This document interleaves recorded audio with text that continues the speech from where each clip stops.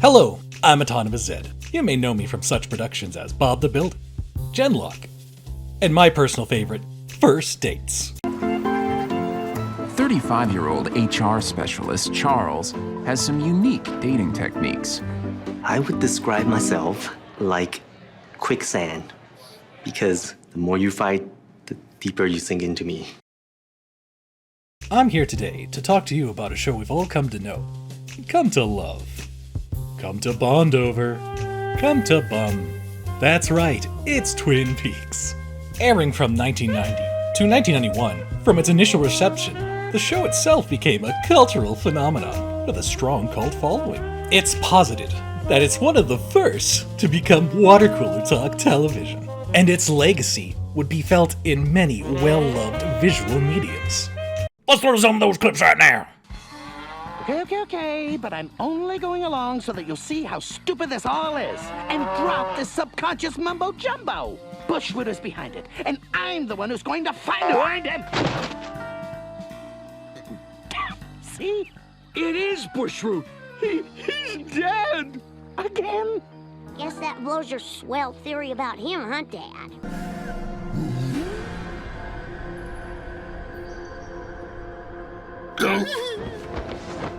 Scooby-Doo, the time has come. She is here.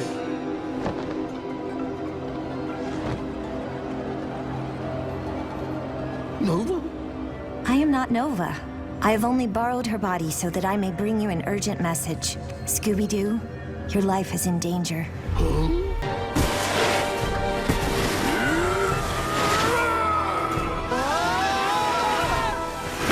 Where'd the curtain come from? Oh, there it goes!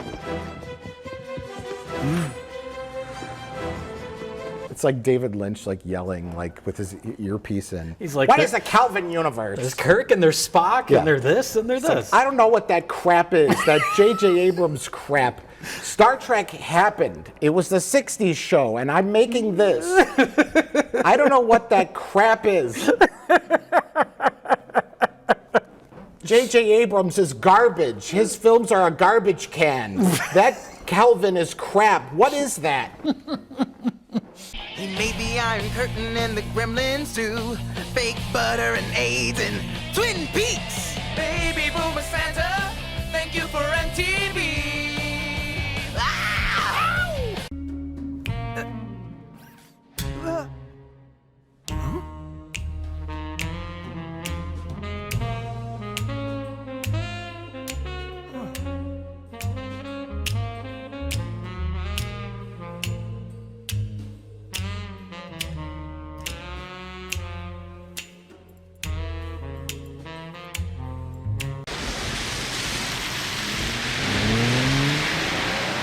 Sure, that's one way of looking at it, but it's totally wrong.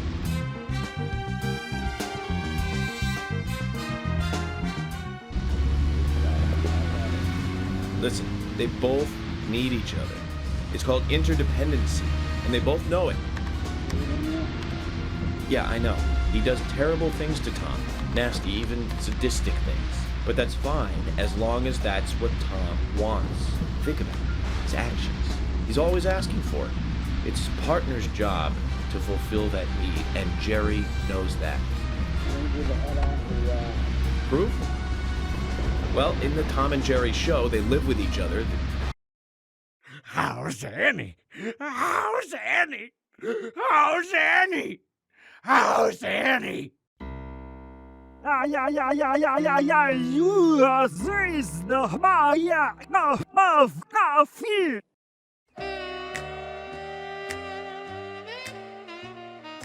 That's damn fine coffee you got here in Twin Peaks. And damn good cherry pie.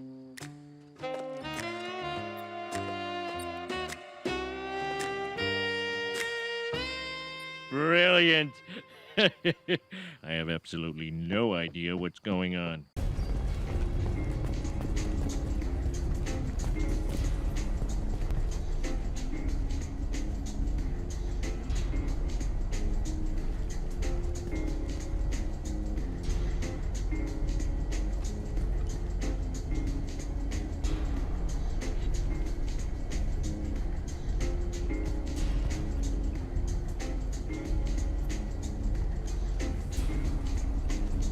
What kind of hotel is this? Azure. It's a luxury resort with an exotic edge. Azure is slang for a part of the Asari body in some areas of Ilium. Where? Mainly the lower reaches, near the bottom. I meant where on the Asari body. So did I. But why does the world love Twin Peaks so much? Well, if you sit down and watch the show, you can see that it has an odd grasp that will rapture you. Falling into its world, there are little touches that feel real. But that also rubs against the times the show becomes unreal. The air of Twin Peaks itself might make you dizzy.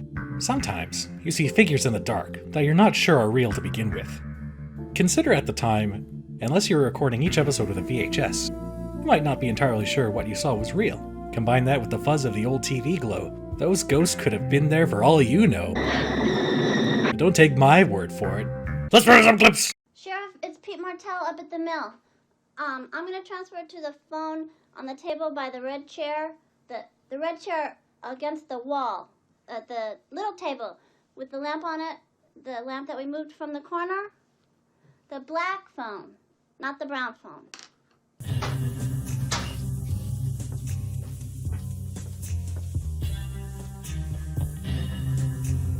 Bobby, you're wanted at the office. Who wants me in the office? Right now, young man.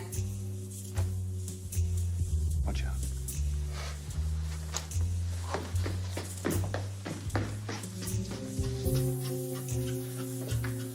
Like I said, we're glad to have you here. Sheriff, what kind of fantastic trees have you got growing around here? Big, majestic. Douglas firs. Douglas firs.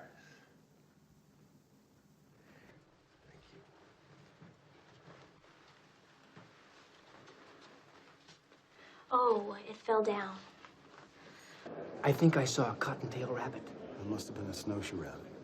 Snowshoe? Right. Snowshoe. Snowshoe rabbit. Who's the lady with the log? We call it a log lady. Okay, Bob. Okay, Bob. Okay. Julie, what would happen if I pulled this out? You wouldn't.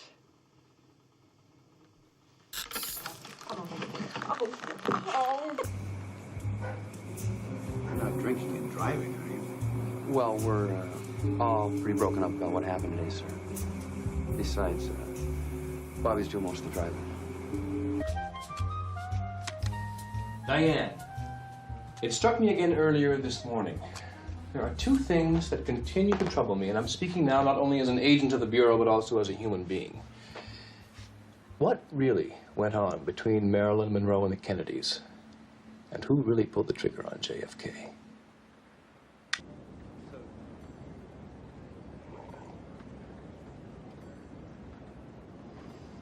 You know, this is, excuse me, a damn fine cup of coffee.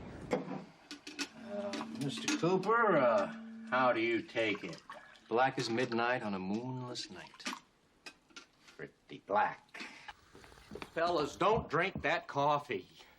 You'd never guess. There was a fish in the percolator. Sorry.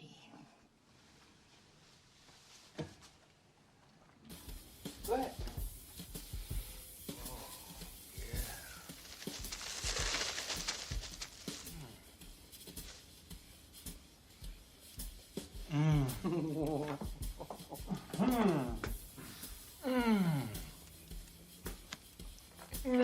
This is incredible, Jeb.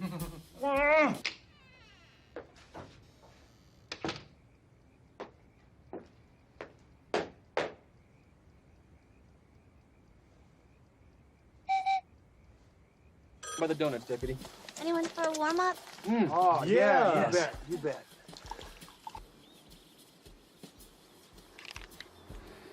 By way of explaining what we're about to do, I am first going to tell you a little bit about the country called Tibet.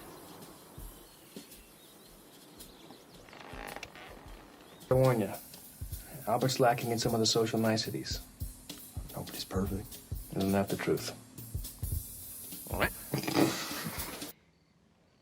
Ed, just listen to this.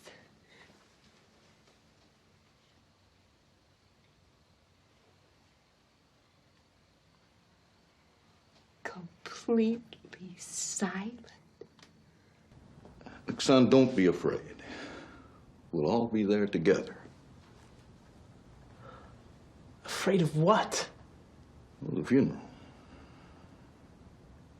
I'm not afraid of any damn funeral. Afraid? I can hardly wait. Afraid? I'm gonna turn it upside down! Mr. Gerard, it's the police. Open up. Jeez! Donna? Hi, James. Donna, Hold on. who the heck ever heard of diet lasagna? Just a sec, Daddy. I'll be right in, okay?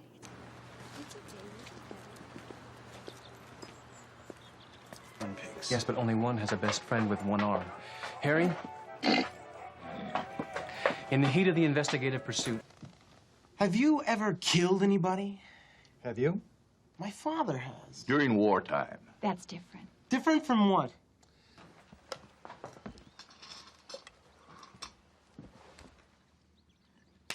Wait for the tea.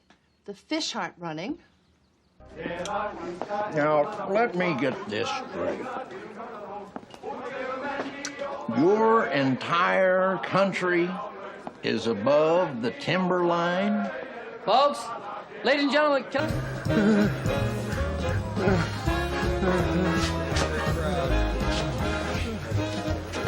Dance with him. It is serious. Dance with him. You look like a cop. I'm the cop.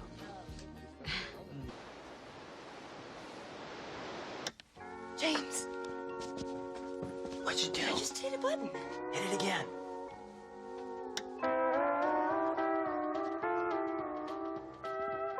There's gotta be a way to turn it off.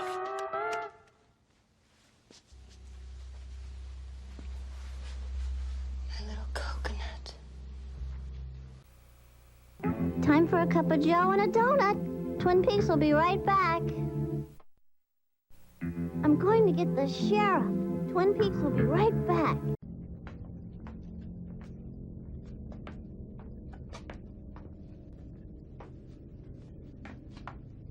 How you doing down there?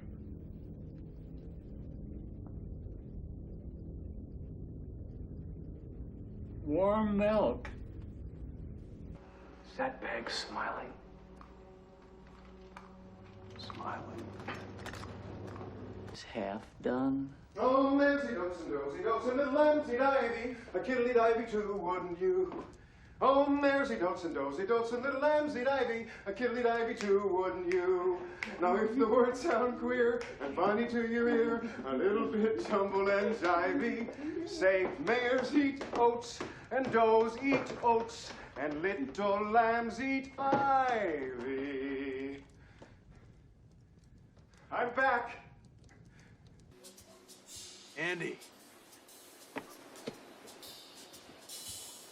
Good work.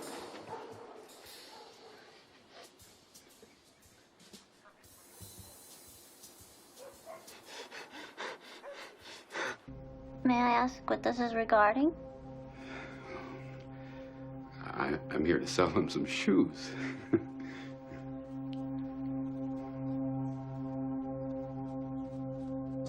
Chalk and blackboard will be just fine. Jelly donuts? Harry, that goes without saying.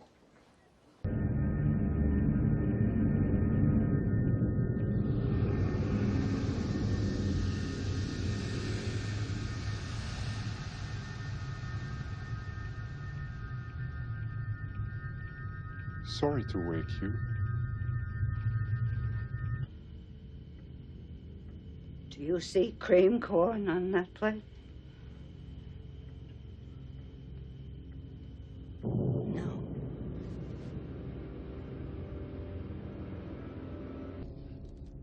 Brother Ben, we've got 2 ledgers and 1 smoked cheese pig. Which one do we burn? And it ain't gonna be my pig.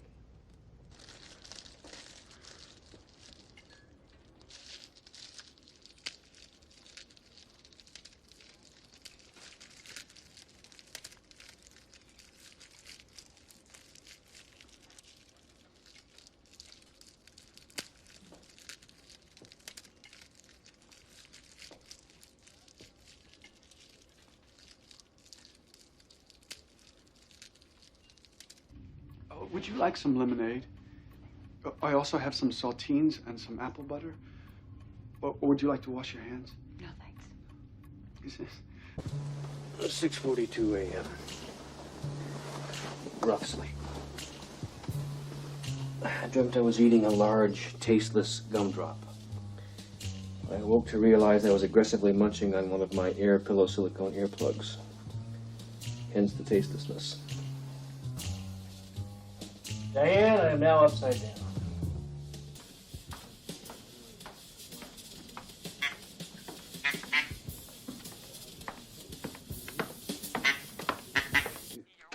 Thank you very much. I'm a whole damn town.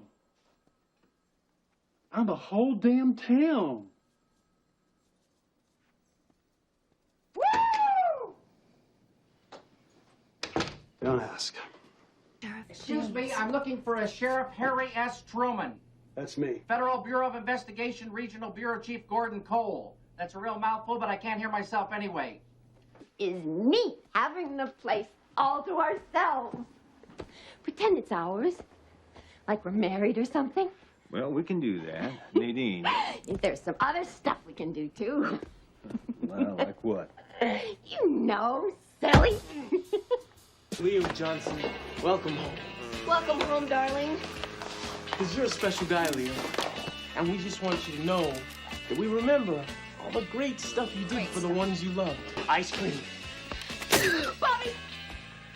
Oh, hey, Leo. Oh, jeez. Oh. Cooper, you remind me today of a small Mexican chihuahua.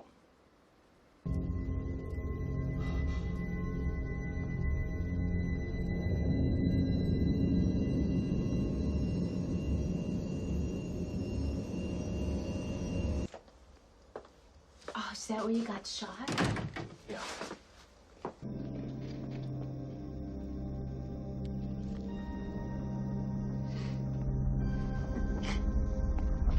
I know that gum.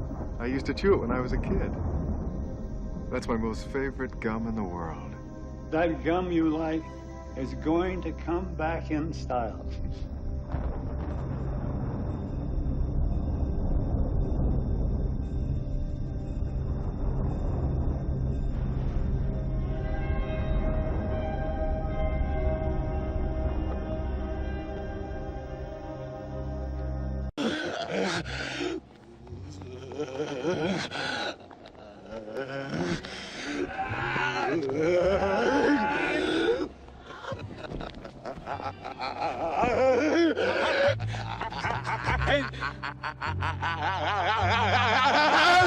Of course, the ambiance isn't just visuals alone. It was a collaboration of Lynch and Angelo Badalamenti that gave us the iconic theme that we all know and love. Let's throw to the ghost of Angelo. Badalamenti. This is the keyboard that all the major themes were created for Twin Peaks. It's an old Fender Rhodes and kind of beat up. And David would sit right over here, right to the right of me, and we would put a little cassette just about over here on this keyboard, just keep it in record and just keep it playing. David would sit here and I'd say, well, what do you see, David? What is, just talk to me. And David would say, okay, Angelo, we're in a dark woods now. And there's a soft wind blowing through some sycamore trees. And there's a moon out and there's some animal sounds in the background. and you can hear the hoot of an owl, and you're in the dark woods, you know, just get me into that beautiful darkness with the soft wind. And I started playing.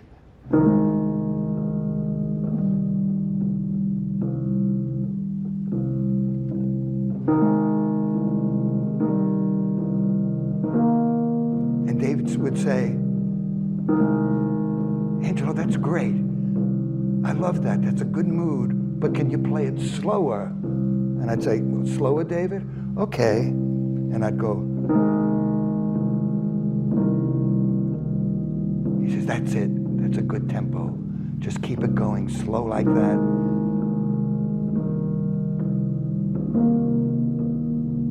Just keep that going for a while. And in David's mind, you can just see that he was visualizing the description that he envisioned.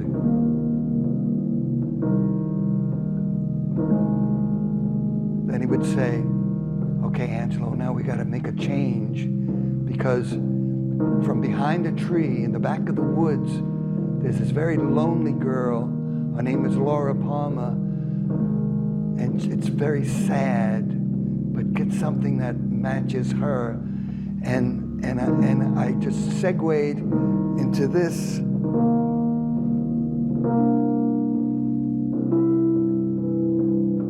And he'd say, well, that's it. It's very beautiful. I could see her. And she's walking towards the camera, and she's coming closer. Just keep building it. Just keep building it. And she's getting close. Now reach some kind of climax. And I would go, and he said, oh, that's it. Oh, that's so beautiful. Angelo, oh, that's tearing my heart out. I love that. Just keep that going. Now, she's starting to leave. So fall down. Keep falling. Keep falling. Keep falling. Now go back into the dark woods. That's it. Keep going.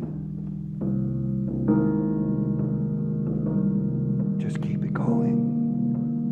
Very quiet and mysterious.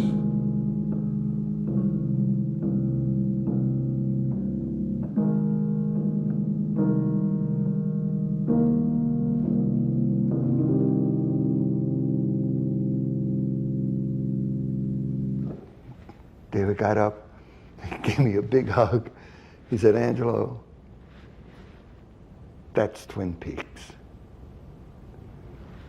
I said, okay, David, I'll go home and I'll work on it. He said, Angelo, don't do a thing and don't change a single note. I see Twin Peaks. And that's how it was done.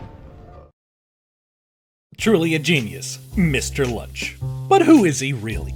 We hired another dead man, David Letterman, to get at the bottom of this. Circa 1991. On his show. Yes, I am a time traveler. Our next guest, of course, played Laura Palmer's boyfriend on the television series Twin Peaks, and beginning today, he reprises his role in the motion picture Twin Peaks: Fire Walk with Me. Yee. Ladies and gentlemen, please welcome to the program James Marshall. James? Get out of here, James. The nerve. Sorry, this is the right clip. Our next guest is the Academy Award-nominated director of The Elephant Man and Blue Velvet, and, of course, the guy responsible for Twin Peaks over there at ABC. Ladies and gentlemen, please welcome to the program David Lynch. David!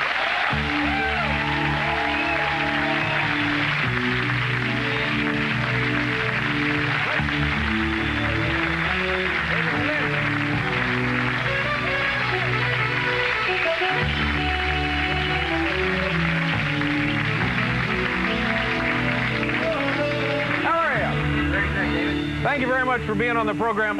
For years and years, I've enjoyed your movies. They're always entertaining, really interestingly entertaining, and usually in a different sense. A hair different, yeah. Yeah. Now, let's. Oh, hey, how do you get that elf to talk backwards? Let me get that out of the way. I heard that. It's he talks backwards. He talked backwards in high school. Uh-huh. Yeah.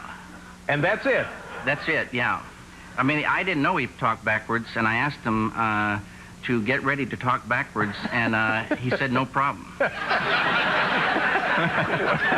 Well, now, did he really say no problem, or did he say that backwards?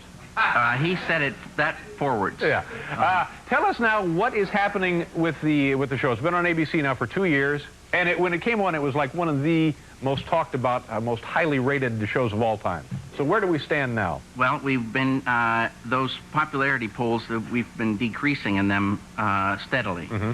And there may be lots of reasons, but it doesn't make any difference. Now we're sort of in trouble, and we think that we have a good show, and we can do well on a weeknight, because we feel very strongly that the people who like Twin Peaks are party people. Mm-hmm. They now, enjoy. what does that mean exactly? They are not home on Saturday night. Oh, I see. They don't want to be home on Saturday night, and so to have the show on that would be wrong. Right. So which night, if you had to select one for yourself, or if you could select one for yourself, what would it be? I don't know enough about the lineup, but I've heard that Wednesday at 10 is a prime spot. Just a hunch on your part. Yes. But you know, the truth of it is, if you stop and think about it, it seems like it might be the kind of show that would be, you know, kind of have a limited run, and then would become a classic forever. That's okay too. Yeah. If it has to end, you know, that's all right. But if it doesn't have to end, that's even better. And I'm asking people to write to Bob Iger, the president of ABC. And if I could give the address. Yes, please do. I love annoying these network weasels. Even if it's not this network, let's just annoy some network weasel here tonight. It's very difficult to write a letter. People say, okay, I'll write a letter, but when it comes down to it, it's hard, and I understand that. But if they could write a letter to Bob Iger. Bob Iger, E-I-G-E-R. I-G-E-R. I-G-E-R. Right. Okay, Bob Iger. ABC Television, 77 West 66th Street. All right. New York, 10023. Okay. Do you have his phone number there? I don't have his phone number.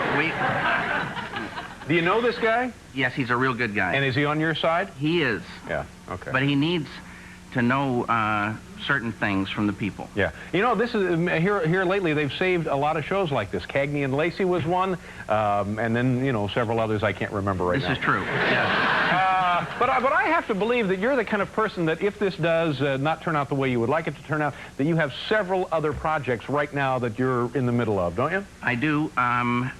We have a new show, a half-hour show called On the Air that we hope will be on the air. I'm shooting a pilot for that soon, and I'm going to finally be able to do this film I've been trying to do called Ronnie Rocket. Ronnie Rocket now? Ronnie Rocket. Well, tell us of Ronnie Rocket. What is that? It's the absurd mystery of the strange forces of existence.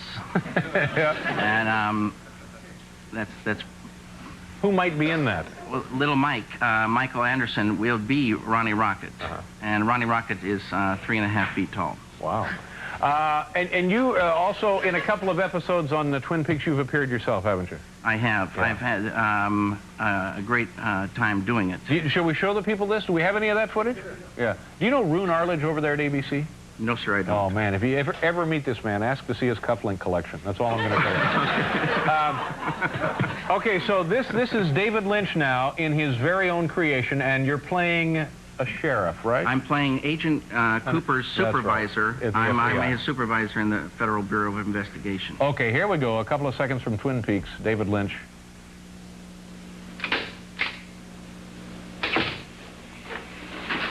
Agent Dale Cooper! Gordon, I hope you haven't been waiting too long. I didn't just get here. I've been waiting the whole afternoon to see you. Gordon, what can I do for you? No matter whatsoever. No apology necessary. Gave me a chance to meet the local law enforcement team. A great bunch. Cooper, you remind me today of a small Mexican chihuahua.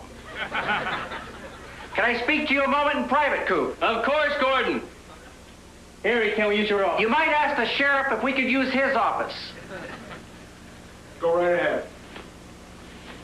Follow me, Gordon. Yeah. That's very funny.